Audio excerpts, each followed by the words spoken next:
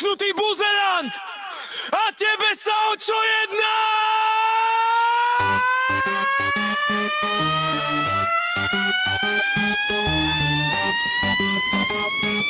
Dobre počúvaj! Malinovský rap!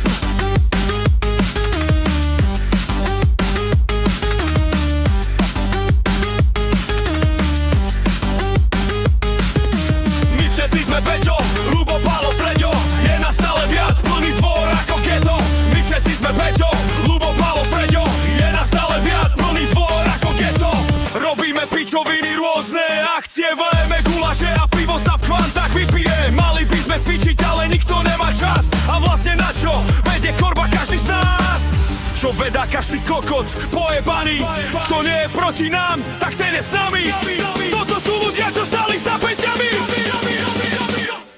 Ľubo, kosinus má 4 sliepky, no má už iba 2. Lebo poka si zrazu zmenila pohlavie. Teraz zbiera vajca, má z nich veľkú radosť. Kurín stále prekladáme, nech nevychudnú na košť. A čo to za rap počujem v Pálovej garáži?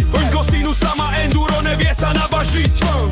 Po dvore lieta na zadnom kole, preskočiť cez plot a mierí na pole. My všetci sme Peťo, Ľubo, Pálo, Freďo. Je nás stále viac, plný dvor ako geto. My všetci sme Peťo, Ľubo, Pálo, Freďo. Je nás stále viac, plný dvor ako geto. Ďalej je tu Freďo, teda pardon Peťo. Býva na bytovke a sám nevie prečo. Rád adže trenky po svojej žene. Nakoľko je plodný, jak to dopadlo, vieme. Teraz má 3 deti a 4. sa chystá. Dá mu meno Peťo, to je vec istá. On robí si rád piču úplne z každého. My sa smejeme, veď už poznáme ho. My všetci sme Peťo, Ľubo, Pálo, Freďo. Je nás stále viac, plný dvor ako geto. My všetci sme Peťo, Ľubo, Pálo, Freďo. Je nás stále viac, plný dvor ako geto.